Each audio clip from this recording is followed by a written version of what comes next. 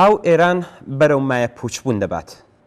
کەمبوونەوەی ئاستی ئاوی ئێران بۆتە سەرەکیترین مەترسی لەسەر ئاسایشی ئەو وڵاتە و زۆربەی بەرپرسانیش ڕایانگەیاندووە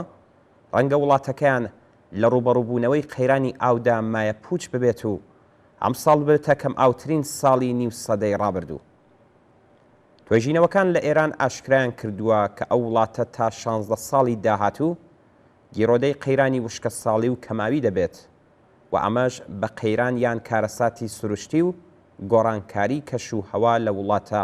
لە قەڵەم دەدرێت کە تا ئێستا زیانی بە 82% بوارە کشت و کاڵیەکانی گەیاندووە. ئێران بە یەکێک لە وڵاتانەی جیهان ئەژمار دەکرێت کە کەمترین سەرچاوەی ئاوی هەیە، بەڵام زیاترین بەکارهێنانی نائاسایی و نایاسایی هەیە. بۆیە بەرپرسانی ئەو وڵاتە ناچارن لە جیاتی پلان و استراتیژی نەوت و وزەی ئەتۆمی و بەرنامەی موشەکی بیر لە چارەسەری قەیرانی ئاوی وڵاتەکان بکەنەوە،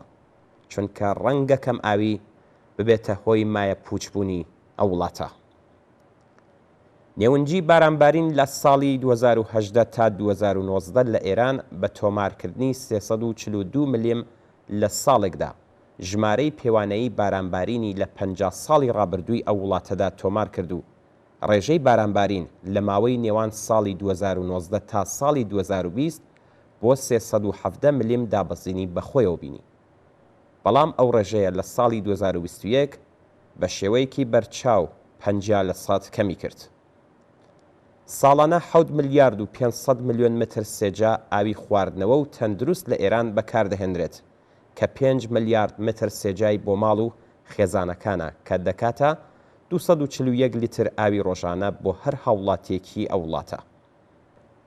بەپێی ئامارەکان و بەراوردەکان لەگەڵ ڕێژەی بەکارهێنانی ئاو لە وڵاتانی پڕئاوی جیهان،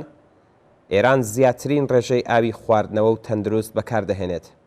چونکە لە وڵاتی هۆلەند هەر هاوڵاتیەک ڕۆژانە 98 لیتر ئاو بەکاردەهێنێت و لە وڵاتی دانیمارک هەر هاوڵاتیەک 159 لیتر لە ڕۆژێکدا و لە وڵاتی سوئێد 164 لیتر و لە وڵاتی پۆرتەقاڵ 194 لیتر و لە وڵاتی ئیسپانیا 200 لیتر و لە وڵاتی بریتانیا 153 لیتر ئاوی ڕۆژانە بەکاردەهێنرێت کە بەراورد بە وڵاتێکی وەک ئێران کە هەر هاوڵاتیەک ڕۆژانە 241 لیتر ئاو بەکاردەهێنێت، جیاوازیەکی گەورە هەیە لە کاتێکدا ئێران بە وڵاتێکی کەم ئاو لە ئاستی جیهان ئەژمار دەکرێت. ئامارەکان لە ئێران دەری دەخەن کە ڕێژەی سەرچاوەکانی ئەو وڵاتە بەراورد بە ساڵی 2020 نزیکەی 48% کەمی کردووە. ئێران کە پانتاییەکەی 1 ملیارد و 874,959 میلیۆن کیلومتر چوارگۆشەیە و بە 17هەمین وڵاتی جیهان لە ڕووی پانتاییەوە ئاژمار دەکرێت، ئاست و ڕێژەی بارانبارینەکان لەسەر تاسەری ئەو خاک و پانتاییە جیاوازە و تەنها لە 1% پانتایی ئەو وڵاتەدا ڕێژەی بارانبارینی ساڵانەی دەگاتە نزیک 1000 ملیم و لە هێندێک ناوچەشدا کەمترە لە 148 ملیم لە ساڵێکدا. بۆیە بە بەردەوامی مەترسی وشکە ساڵی و کەم ئاوی لە ئێران هەیە. ئیسا کەلانتەری کە 12 ساڵ لە ئێران وەزیری کشت و کاڵ بووە و لە ئێستادا ڕاوێژکاری سەرۆککۆمار و بەڕێوەبەری ناوەندی ژینگەیە لە وڵاتە، ڕایگەیاندووە ساڵانە 20 ملیارد متر سێجا ئاو زیاتر لە ئاستی یاسایی و ڕێگە پێدراو لە ئاوی ژێرزەوی ئێران بەکاردەهێنرێت کە ئەمەش بە دزینی ئاو و بە فیرۆدانی لە قەڵەم دەدرێت. کەلانتەر جەختی لەوە کردوتەوە کە ئێران لە ساڵی 1980 تا ئێستا بە شێوەیەکی خراپ و نەگونجاو و سەرچاوە ئاویەکانی بەکاردەهێنێت و ئەمەش وای کردووە کاریگەری لەسەر ئاستی کەمبوونەوەی بەرهەمی گەنم لە ئێران بکات بە شێوەیەک کە لە نێوان 20 بۆ 25 ساڵ ڕێژەی بەرهەمهێنانی گەنم لە ئێران 4 هێندە کەمی کردووە. بەپێی ڕێکەوتنی ساڵی 1997 نەتەوەیە گرتووەکان دەبێت هەر هاوڵاتیەک ساڵانە 40% سەرچاوە ئاویە سروشتیەکانی بەکاربهێنێت، بەڵام ئێران ساڵانێکە نزیک 100% سەرچاوە ئاویەکانی بەکاردەهێنێت. ئەحمەد وەزیفە سەرۆکی ناوەندی وشکە ساڵی و کۆنتڕۆڵی قەیرانەکان سەربەدامەزراوەی کاشەناسی ئێران ڕایگەیاندووە کە ئاستی بارانبارین لە ساڵی 2021 نزیکەی 41% کەمی کردووە، بەڵام ئەو ئاستە لە کەمکردنی بارانبارین لە پارێزگای سیستان و بەلوچستان دەگاتە 82%، و لە پارێزگای هۆرمۆزگان دەگاتە 86% و لە پارێزگای کرمان دەگاتە 65%. بۆیە ئەو ئامارانە ئاماژەن کە ساڵی 2021 کەمبارانترین ساڵی نیوسەدەی ڕابردووی ئێران دەبێت. ئێران کە پێک هاتووە لە 1300 شار و شارۆچکە و 37,000 گوند، زیاتر لە 310 شارۆچکە و 7,000 گوندی ڕوبەڕووی قەیرانی کەماوی بۆتەوە بە جۆرێک کە دەبێت ئاو بە تەنکەر بەسەر ئەو شارۆچکە و گوندانەدا دابەش بکرێت، چونکە نێونجی بارانبارین لەو وڵاتە یەک لە سەرسەی نێونجی بارانبارینی پێویستە بە پێوەرە جیهانیەکان. ئێران لە ساڵی 1940 تا ئێستا زیاتر لە 172 بەنداوی دروست کردووە و بڕیارە لە کۆتایی ساڵی 2021 ژمارەی بەنداوەکانی بگاتە 214 بەنداو. کۆماری ئیسلامی ئێران لە ساڵی 1979 تا ساڵی 2003 زیاتر لە 125 بەنداوی گەورەی دروست کردووە و لە ساڵی 2003 تا سەرەتای 2021 نزیکەی 37 بەنداوی دیکەی بە بەنداوەکانی وڵاتەکە زیاد کردووە، واتە ئێران لە 81 ساڵی ڕابردوودا 214 بەنداوی لە وڵاتەکەی دروست کردووە. قەیرانی کەمئاوی ئێران بەرۆکی پارێزگای کرماشان لە ڕۆژهەڵاتی کوردستانی گرتووە و بەپێی ئامارەکان ئەو پارێزگایە کە ژمارەی دانیشتوانی دەگاتە نزیکەی 2 ملیۆن کەس، نزیکەی 1 ملیۆن کەسی ڕوبەڕووی کەمی ئاوی خواردنەوە بوون و بڕیار بوو 5 ساڵ پێش ئێستا بەنداوێک بە ناوی گاوشان تەواو بکرێت و کێشەی کەمئاوی لەو پارێزگایە چارەسەر بکرێت، بەڵام تا ئێستا ئەو بەنداوە تەواو نەبووە. تەنها شاری کرماشان کە نزیکەی 1 ملیۆن دانیشتووی هەیە پێویستی بە 250,000 متر سێجا ئاو هەیە، بەڵام لە ئێستادا تەنها 130,000 متر سێجا ئاوی پێدابین دەکرێت. پارێزگای کوردستان واتە سنە لە ڕۆژهەڵاتی کوردستان کە خاوەنی ڕووباری ئاوی کانیاوی سروشتی زۆرە، ڕێژەی ئاوی ئەو سەرچاوانەی لە ساڵی 2020 زیاتر لە 4 ملیار متر سێجا ئاو بووە، بەڵام ئەو ڕێژەیە ئەمساڵ بۆ 1 ملیارد و 200 میلیۆن متر سێجا دابەزیوە و ڕێژەی ئاوی ڕووبار و کانیاوەکانی ئەو پارێزگایە بەراورد بە ساڵی ڕابردوو 54% دابەزینی بەخۆیەوە بینیوە و کەمی کردووە. پارێزگای سنە خاوەنی 1 ملیۆن و 220,000 هکتار زەوی کشت و کاڵیە کە لەو ژمارەیە 896,235 هکتار کە دەکاتە 88% زەویەکانی دێمە و 121,000 هکتاریشی کە دەگاتە 12% زەویەکانی بەراوە و بێ ئاوی بۆتە هۆی نەخۆشی و سەرهەڵدانی مێرووە مەترسیدارەکانی وەک سن بۆ گەنم و ئەمساڵ نزیکەی 160,000 هکتار لە زەویەکانی تایبەت بە گەنم کەوتونەتە بەرهێرشی سن و ئەمەش بەراورد بە ساڵی ڕابردوو 170% زیادی کردووە. وشکە ساڵی و بارانبارینی کەم بەرهەمی گەنمی پارێزگای سنە لە ڕۆژهەڵاتی کوردستان کە 1 ملیۆن تۆنە لە ساڵێکدا بە ڕێژەی 35% کەمی کردوێتەوە کە دەکاتە 270,000 تۆن گەنم. لەلایەکی دیکەوە بەڕێوەبەری ئاوی پارێزگای کوردستان ئاشکرای کردووە کە لەم ساڵدا زیاتر لە 300 گوندی ئەو پارێزگایە دەکەونە بەر قەیرانی کەماوی و وشکە ساڵی و نەبوونی ئاوی خواردنەوەش،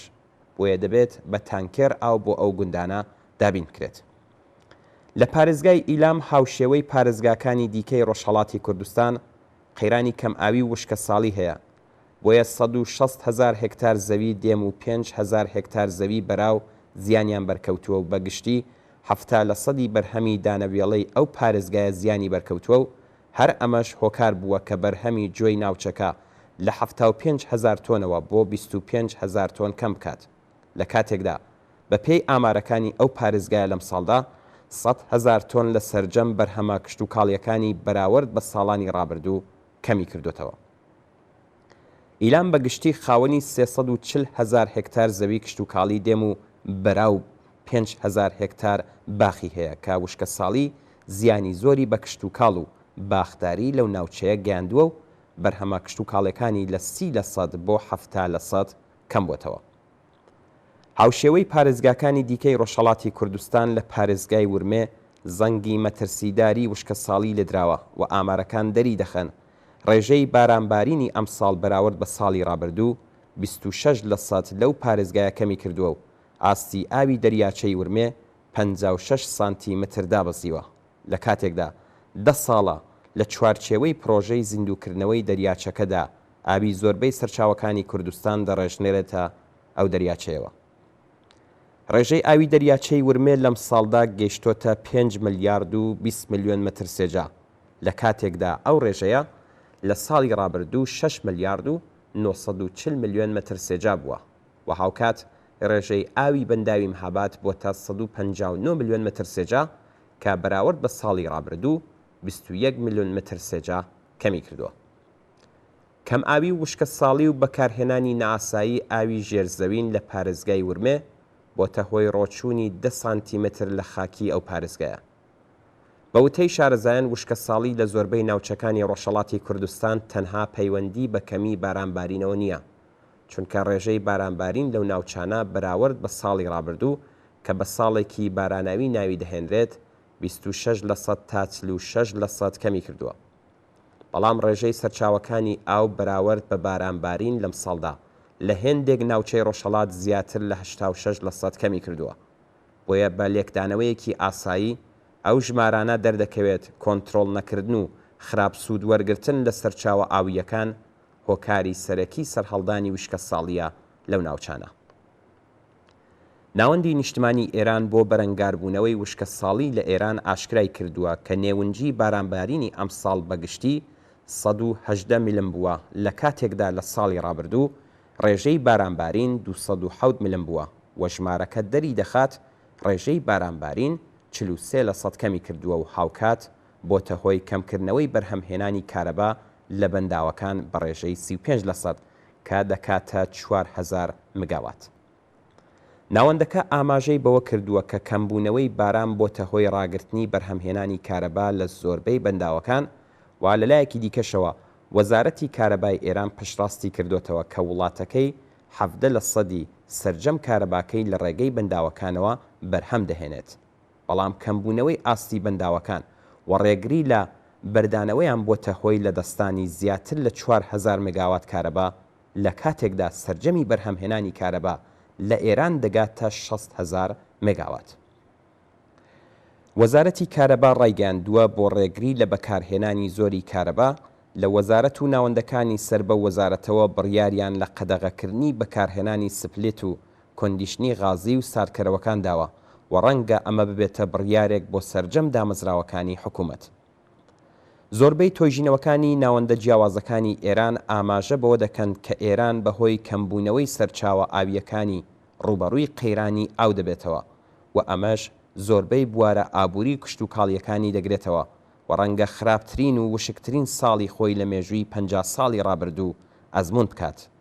و سەرڕای ئەمانەش پێشبینی کراوە ئەگەر بارانبارین لە ئێران جارێکی دیکە ئاسایی ببێتەوە ئەو وڵاتە ناتوانێت تا 16 ساڵی داهاتوو بگاتەوە دۆخێکی ئاسایی،